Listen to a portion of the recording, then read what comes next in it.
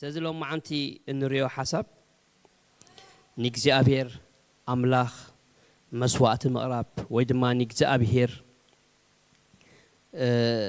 مقلقال كم يجرنا خنا قلقل كم زقبانا هم يجرنا مسواتهم سوالو هم زقبانا زبل حصير حسب كنرينا خبر نجزي أبير خون سكولنا مصحف قدسنا زحزنا أب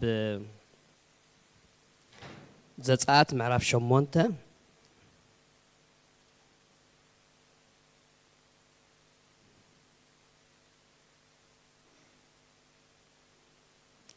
كاب تقصي عسران حموشن أبيله خنبوبه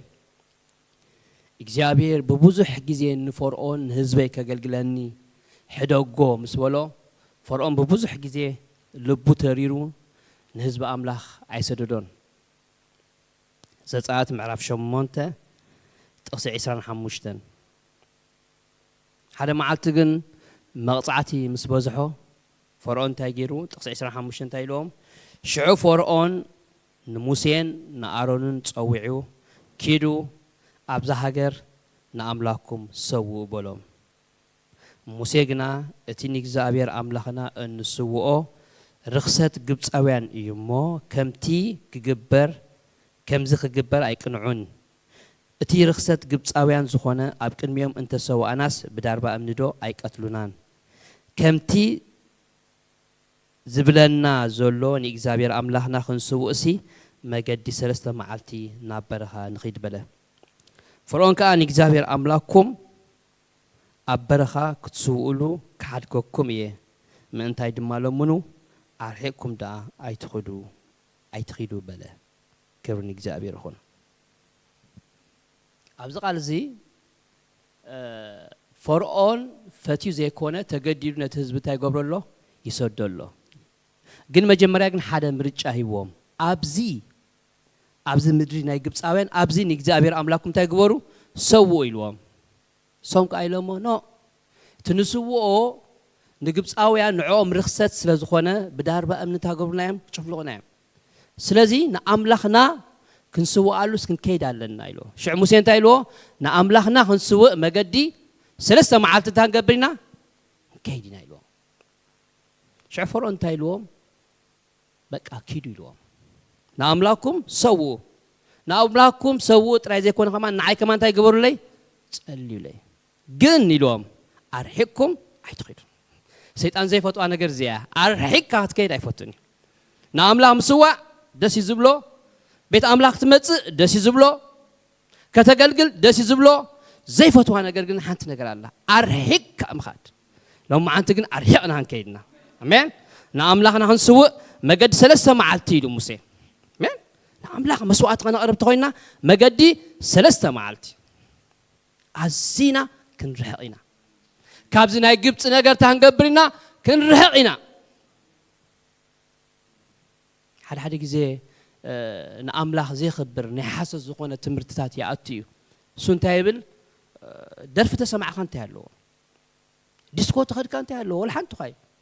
قولا تساسع خان تهلو نورمال كوايو دابله زي كون النجار يأتو إزغاء فرعونز فوتو سرحيو سيطانز فوتو سرحيو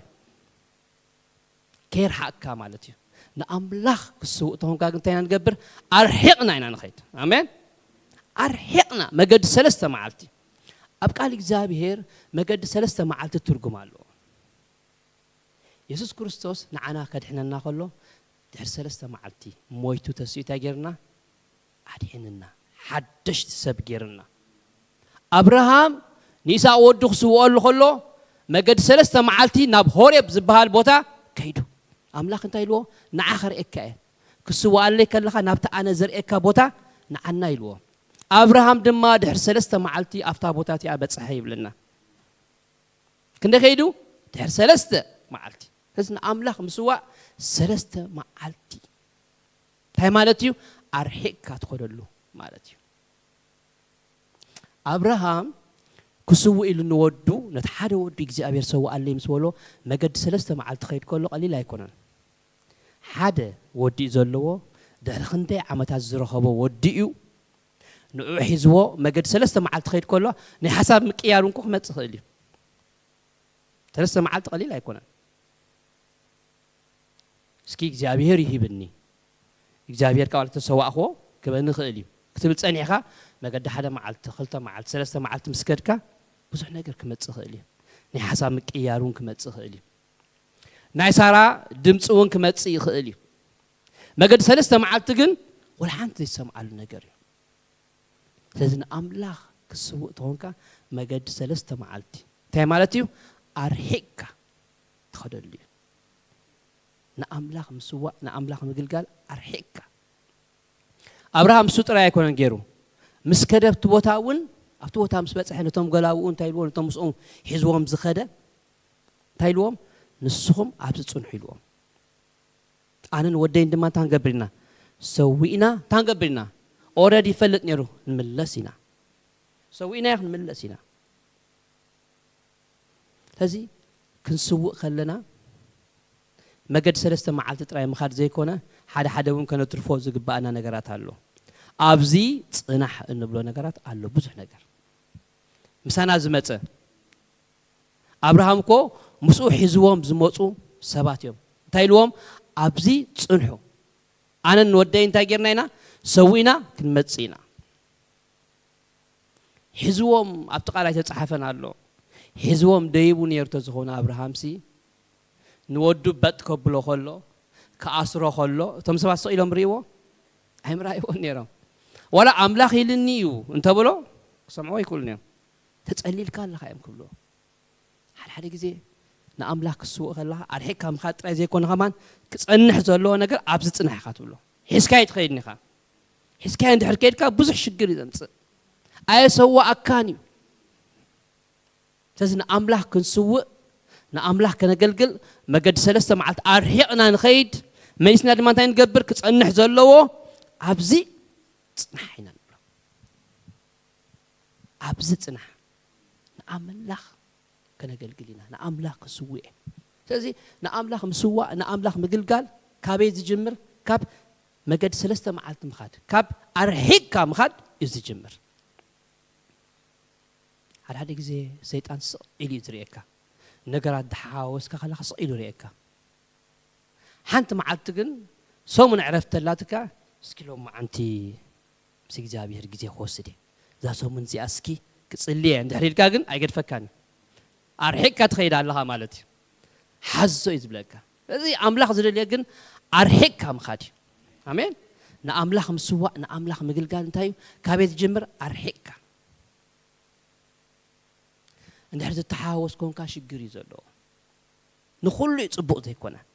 ስለዚ ንኣምላኽ ከነገልግል ንኣምላኽ ክንስውእ እንተኾይንና ኣርሒቕና ክንከይድ ይግባአና እዩ ብዛዕባ ሰለስተ መዓልቲ ናይ ሙሴ ዝገርመን ነገር ሰለስተ መዓልቲ ክብል ከሎ ሰለስተ መዓልቲ ዓብ ትርጉም እዩ ዘለዎ ስጋና እንቐትለሉ እዩ ልክዕ ከምቲ ኢየሱስ ክርስቶስ ከምቲ ዮናስ ኣብ ከብዲ ዓሳ ሰለስተ መዓልቲ ዝገበረ ወዲ ሰብ ድማ ሰለስተ መዓልቲ ግድን ይክገብር ኢልዎ ስለዚ እዚ ስጋ እዚ ክቕተል ኣለዎ መገዲ ሰለስተ መዓልቲ እንታይ ማለት እዩ ስጋ ተቐቲሉ ብሓድሽ ህይወት ትስኣል እዩ ንእግዚአብሔር ንምግልጋል ብሓድሽ ህይወት ተሲኢኻ ኣርሒቅካ ትኸደሉ እዩ ስለዚ ንኣምላኽ ምስዋእ ካብዚ ይጅምር ሎም መዓልቲ እንታይ ኣሎ ኣብ ከባቢና ነገራት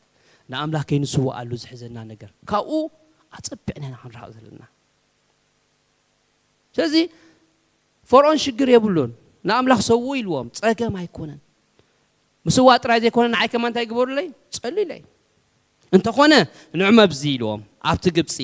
ኣብቲ ኩሉ ዘለዎ ኩሉ ነገር እንዳገበርኩም ኩሉ ነገር እንዳሓዋወስኩም ኣብዚ ሰው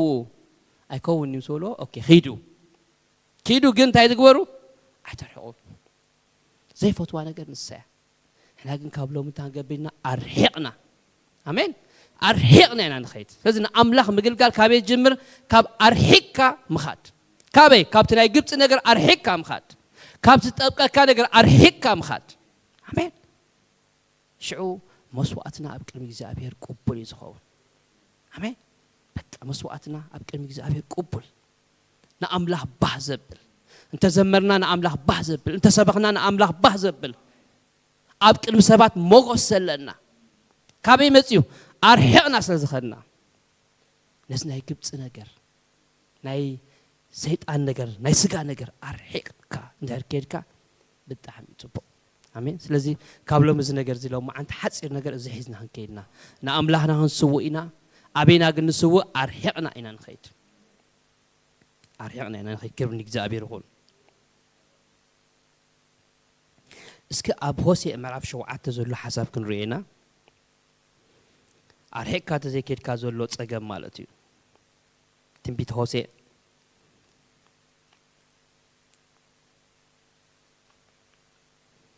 معرف شو عاتت أشياء مانته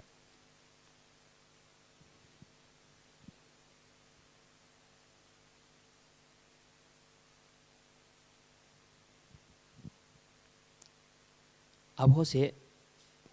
معرف شو عاتت أشياء مانته بزعبه حزب إسرائيل يزاربيه بزعبه إفريم إلو الله نيجا بهير قرب أجن أبيلون يرهز بإسرائيل مس نجارات لا تحاوس أرحقوس لزي كده هجا أرحق كذا يمخد زوم تص عبيناتنا هنري انتهي بالعفت قال إفريم مس هزبتات يتصنابر الله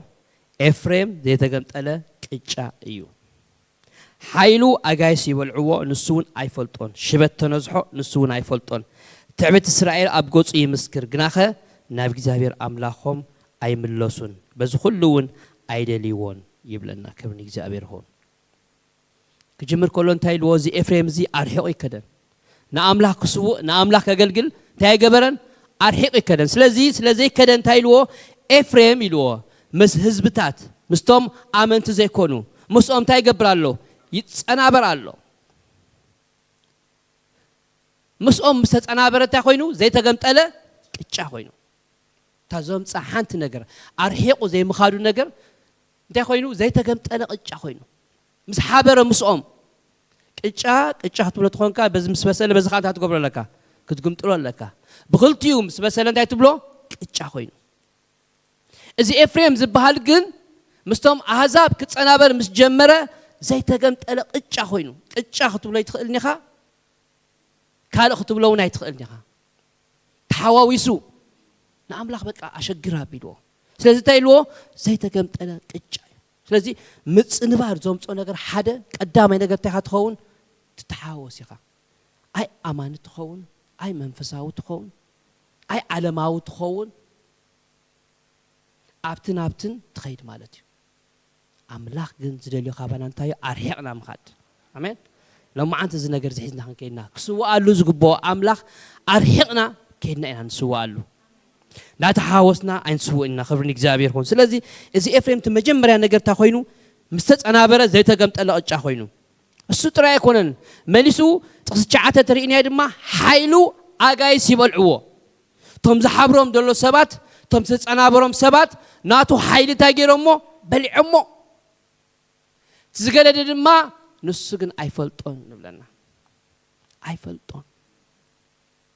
تعرف متحواس على كل جزء أيفلتون يا تاخويني إيه كأجو زولان دلوا تايكويني إيه لا مستيرو نسيو تتحاوس على أرحك كاي كان تايت في إكالو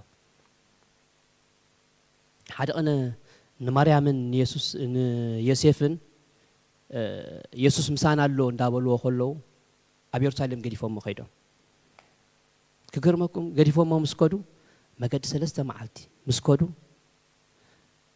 ذكيرهم كم زقدر فوق مسأم كم زي الله شو أنت أجيرهم مسبات كهلو أبسبات دليل ما مجمرة هذا كذا تتفق كان أجر أبي مخانو شجري مسبات كهلو مزمات كهلو مسأزمات كهلو لهم دليل ما أو خاصين ما شو ما قد حدا معلتي زخودو ما قد حدا معلتي تفيهم ما قد سلسته معلتي كيدهم صمكم كده ليوا تحركنا أبي تصنعوا أبي يرسلهم تصنعوا هذا كذا زتفق أنا نجر كابانا زخدا نجر هذا زي ما فلاوتنا له الصوم مسأم زلوا مسيلهم كيدهم يوم الله مسانا دابلو سكون أين برا إذا إفريم دم ما خم يخوين دلو مسزتات يتصنابر زي تقلبت أخوينو حيلو أجايس بلي عمو سكون يفلت النير تخوين يزقود دللهم تخوين يقام كده ما زي كون زلهم يفلتوني مستيرجن أرحيك هذا مخادي ንኣምላኽ ክንስውእ ተኾይና እንታይ ኢና ንገብር ኣርሒቕና ክንከይድ ኢና ስለዚ እዚ ኤፍሬም ምስ ህዝብታት ምስ ተጠናበረ ዘይተገምጠለ ቅጫ ኮይኑ ሓይሉ ኣጋይስ በልዕዎ ይብለና ንሱ ድማ ኣይፈልጦን ሓደ ግዜ ዘይምፍላጥ እዩ ኣይትፈልጦን ኢኻ እንታይ ኮይነ ትብል ኖ ዝበልዕዎ ነገራት ኣሎ ዝበልዖ ነገራት ከኣሎ እቲ ናይ ኣምላኽ ዝነበረካ ቀንኣትካ ይበልዖ ንኣምላኽ ዝነበረካ ፍቕሪ ይበልዖ ኣይናይ ትምፅንባር ሓይሉ ኣጋይስ ይበልዕዎ ንሱ እውን ኣይፈልጦን ሽዑ እንታይ ይብለና ሽበት ተነዝሖ ይብለና ብዙሕ ግዜ ሽበት ይመፀካ እዩ ወላ ኣብ ዒስራታት ከለኻ እውን ሽበት መፅ እዩ ትትኽክል ሽበት ዝመፅእ ግን ኣፀቢካ ምስ ኣረካ እዩ ዝመፅእ ስለዚ እዚ ኤፍሬም ምስ ህዝብታት ምስ ተፀናበረ መጀመርያ ዘይተገምጠለ ቅጫ ኮይኑ ተሓዊሱ ሽዑ ሓይሉ ኣጋይስ በሊዕ እሞ ንሱ ግን ኣይፈልጦን መጨረሻው ከዓ እንታይ ኮይኑ ሽበት ተነዝሖ ይብለና እንታይ ማለት እዚ መንፈሳዊ እርጋን ኣብ እርጋን በፂሑ ሓይሉ ተበሊዑ ሰብ ኣብ እርጋን ተበፂሑ እንታይ ዝደሊ ምርኩስ መጀመርያ ዝሕዝ ዓይኑ ከዓ ይደክም እዚ ዘምፆ ነዚ ኩሉ ነገር ግን እንታይ ተይልና ግን እቲ ኣርሒቕካ ዘይምኻድ እቲ ምትሕዋስ ስለዚ ንኣምላኽ ክንስውእ እንተኮይና ካቢና ንጅምር ንኣምላኽ ከነገልግል ንኣምላኽ ክንስውእ እንተኮይና ኣርሒቕካ ካብ ምኻድ እዩ ዝጅምር ኣሜን ኣርሒቕካ በቃ ኣርሒቕና በቃ ሰይጣን ከዓ ነዚ ኣይፈትዋን እዩ ንሕና ግን ኣምላኽ ዝፈትዎ ነገር ግን እዚ እዩ ንኣምላኽ ክንስውኣሉ እንተኮይና ኢሉ ሙሴ መገዲ 3 መዓልቲ ክንከይድ ኣለና ፈርዖን ግን እንታይ ኢልዎም ሽዑ በቃ ሰውኡ ፀገም ዘለዎ ኣይኮነን ንዓይ ከማ እንታይ ግበሩለይ ፀልዩለይ ንዓይካ ግን ኣርሒቕኩም ኣይትኸይዱ ኣርሒቕኩም ተኸይድኩም ሽግር ኣሎ ማለት እዩ ካብ ሎም ግን ክንውሰን ኢና ኣሜን ንኣምላኽ ክንስውእ ንኣምላኽ ከነገልግል ኣሜን ኣርሒቕና ክንከይድና እንታይ ዶ ጠቢቑ ደሎ ሎማዓንቲ እንዳመፀ ዘሸግረና ደሎ ኖ ሎማዓንቲ ኣርሒቕና ክንከይድና ኣሜን ዝጠፋኣና ነገራት ክንደልዩ ኢና ኣበይ ጠፊኡ ደሎ ንማርያምን ንዮሴፍን ኮት ዝጠፍኦም ነገር ኣበይ ነይሩ ኣብ ኢየሩሳሌም እዩ ነይሩ ድሕሪ ግን ናበይ ንመለስ ኢሎም ናብ ኢየሩሳሌም ንመለስ ኣብ ካ ኢየሱስ ፀኒሕዎም ኣብ ሙስኦም ክዛረብ ፀኒሕዎም ስለዚ ነገራትና ኣይነጥፍእ ምትሕዋስ ብዙሕ ዘጥፋኣልካ ብዙሕ ነገር ዘጥፋኣልካ ኣምላኽና ግን ክንስውኣሉ እንተኮይና ካብ ኣርሒቕካ ምኻድ ኢና ንስውኣሉ ዳስዋይና ዓንተወይ ንዓኻ ጥራይ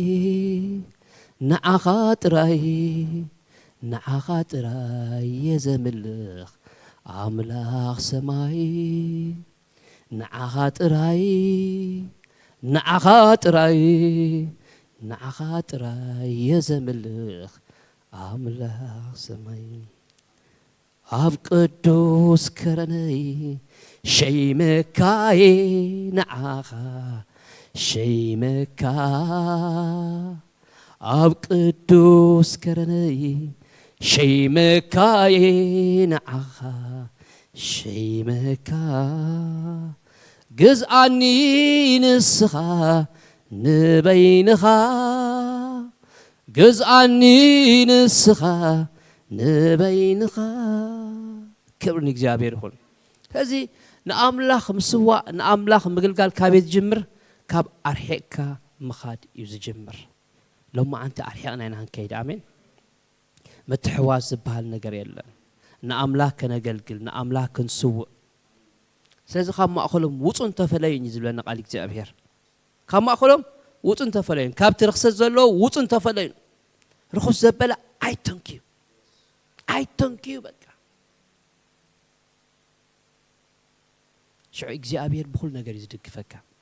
እሱ ብኩሉ ነገር ይዝድግፈካ ይረድኣካ ኣምላኽ ሰላም ድማ ባዕሉ ንኩሉ እንትናኹም እንታይ ይገብር ይቀድስ ይዝብለና እሱ ምስተፈለኻሉ በቃ ግርም ይዝብለካ ጥራይና ኣምላኽ ድለይዎ መንፈስ ቅዱስ ብዛዕባ ዘኬዎስ ሂብኒ ብዛዕባ ዘኬዎስ እንዳሰበኩ ከለኹስ ገርመኒ ነይሩ ዘኬዎስ ንኣምላኽ ክደልዮ ብዛዕባ ኢየሱስ ክርስቶስ ምስ ሰምዐ ክሪኦ ይደሊ ነበረ ብለና ኣብ ሉቃስ ምዕራፍ 19 ይደሊ ነበረ በቃ ክሪኦ ይደሊ ነበረ ከይሪኦ ግን ብዙሕ ነገራት ነይርዎ ሓደ ብሰባት ሓጢአተኛ እዩ ተጋዊ እዩ ሓለቓ ተጋውቲ ኸማን ስለዚ ኢየሱስ ኣብ ቤቱ ክኣቱ ከሎ ኣብ ቤት ሓጥእ ኣትዩ ኢሎም ኣግሮም ሊሞምሉ እዮም ስለዚ ሓጢአተኛ ሰብ ነይሩ ብሰባት ማለት እዩ እሱ ከይኣኽሎ ድማ ቁመቱ ሓፂር ነበረ ብለና ንኣምላኽ ከይሪኦ እቶም ሰባት ገይሮሞ ከልኪሎሞ ዝኸልክል ነገር ከዓ ብዙሕ ነገር ነይርዎ በቃ ዝኸልክል ነገር ብዙሕ ነገር ነይርዎ ግን ካብቲ ዝኸልክሎ ነገር ግን ወፅዩ በየን ሓልፍ ኢየሱስ ክርስቶስ ስለ ዝፈለጠ በታሳ ዝሓልፋ ከይዱ ኣብ ገረብ ደየበ ብለና ሰቦ ዝገረመኒ ነገር ዋላ ንዓይ ዓሰብ ኢለሉ ዘይፈልጥ ትማል ዝገረመኒ እንዳሰበኩ ከለኹ ይገሪምኒ ንኢየሱስ ክሪኦ ይደሊ ነይሩሲ ኢየሱስ ኣፍታ ቦታ ምስ መፀ ግን ኣብ ቤትካ ከኣቱ ይግባእ ኢልዎ ኣትዩ እሱ ኮ ዝደልዮ ነበረ ኮ ክሪኦ ጥራይ ኳይ ናይ ደቃየቅ ኳይ ኢየሱስ ግን ኣብ ቤትካ ከኣቱ ኢልዎ ንሱ ኣብ ቤቱ ምስ ኣተወ ከዓ ብዙሕ ለውጢ ኮይኑ ስኻ ሰራቀ ኢኻ ስኻ ከምዚ ጌርካ ኢኻ ስኻ ዓሚጥካ ኢኻ ኣይበሎን እኮ ኣብ ቤቱ ብምእታው ጥራይሲ ተሲኡ ኣነ ዝበደልኮ ሰብ ተሎ ገርም ኳይ ኣነ ዝበደልኮ እቲ ክርስቶስ እዚ ኣብ ውሽጥኩም ተኣትዩ ተወዲያ እሱ ጥራይ ይእቶ እዚ ኣርሒካ ዘይምኻድ ኣብ ከባቢና ዘሸግረና ደሎ ኖርማል እዩ ክርስቶስ እንድሕር ኣትዩ ተወዲያ that's why ቃል እግዚአብሔር ብዘይባይ ሓንት ክትገብሩ ይትኽእሉ እዮም ዝብለና መንፈሳውነት ብመንፈሳውነት እዩ ዝኸውን ብኣምላኽ እዩ ዝኸውን ስለዚ ክርስቶስ ኣብ ቤቱ ምስ ኣተወ ኣነ ኢሉ ዝዓመፅክዎ ሰብ ተሎ ይዕመፅኳ ነይሩ ከም ድላዩ 4 ዕፅፊ ገይረ እንታይ ገብረ ክፈድየ እዩ ፍርቂ ሃብተይ ድማ ጥሪተይ ድማ እንታይ ገብረ ንድኻታት ክህበ ካበይ መፂ ዝለውጥ ተልኩሞ ግን እቲ ክርስቶስ ዝበሃል ኣብ ቤቱ ኣትዩ ኣብ ውሽጢ ኣትዩ እሱ ተኣትዩ ነገራት ክልወጥ ቀሊል እዩ that's why እዩ ሐዋርያ ጳውሎስ ንዑ ቀሊል ነይሩ ኣነ ይኮንኩ ዝነብር ዘለኹ ዝብል ነበረ ኣብ ውሽጢ ኮይኑ ዝነብር ነይርዎ ዘይኽእል ነገር ዘኽእል ዘኬዎስ እኮ ንሰባት ክዕምፅ ዓማፅ ብዓማፅ እዮም ዝፈልጥዎ ግን እንታይ ኢሉ እቲ ክርስቶስ ዝበሃል ኣብ ቤቱ ምስ ኣተወ ኣትዩ ኻዩ ኣትዩ ጥራይ ውሽጢ ምስ ኣተወ ኖ ኣነ ዝበደልኮ ሰብ ተሎ ከም ዝኸብር እየ ሎሚ ዘሸገረና ነገራት ተሎ ኖ ንኣምላኽ ጥራይ ቅረብዎ እሱ ጥራይ ኣብ ውሽጢ ይእቶ እምበር ከም ክርስትና ዝጥዕም ነገር የለን ከም ክርስትና ሲምፕል የለን ናይ ብሓቂ ጥዑም እዩ ክርስትና ጥራይ እቲ ኩሉ ዝኽእል ንሱ ይእትውዎ ውሽጥኹም ኣርሒቅኩም ከይድኩም ንዑ ጥራይ ኣብ ውሽጢ እትውዎ እሱ ኣብ ውሽጢ ተኣትዩ ነገር ኩሉ ቀሊል እዩ ስለዚ ክብሪ ንእግዚአብሔር ይኹን መልእኽተይ እንታይ ንኣምላኽ ክንስውኣሉ ኸልና ኣርሒቕና ንኺድ ኣሜን ካብ ከባቢና ኣርሒቕና ንኺድ ካብ ዘሸግረና ነገር ኣርሒቕና ንኺድ ካብቲ ናይ ኣምላኽ ዘይኽብሮ ነገር ኣርሒቕና ንኺድ ስለዚ ንኣምላኽና ክንስውእ እሲ መገዲ 3 መዓልቲ ክንከይድ ኣለና ኢልዎ ሙሴ ኣብዚ ኣይንስውእን ኢና ክብሪ ንእግዚአብሔር ይኹን ስለዚ ኣምላኽ ረዳእና እዩ ካብ ሎሚ ብውሳኔ ናይ ውሳኔ ክኸውን ኣሜን ናይ ውሳኔ ዳንኤል ግና በቲ ዝበልዖ ወይንን በቲ ሰትዮ ወይንን ከይረክስ ብልቡ እንታይ ገበረ ሓለነ እንድሕር ሓሊንካ በቃ ኖርማል እዩ ውሳኔ ጥራይ ዝደሊ ክርስትና ውሳኔ እዩ ኣርሒቅካ ምኻድ እዩ እግዚአብሔር ከዓ ክረዳእና እዩ ኣሜን ክድግፈና እዩ እቲ ነዚ ዝገብር እግዚአብሔር ትኸጽንዕ ዘዳሉ እግዚአብሔር ይብል እግዚአብሔር ኩሉ ዝገብር ስለዚ ንእግዚአብሔር ኣርሒቕና ከይድና ክንስዋል ኢና ክብሪ ንእግዚአብሔር ይኹን እስኪ ነዚ ጎይታ ንባርኮ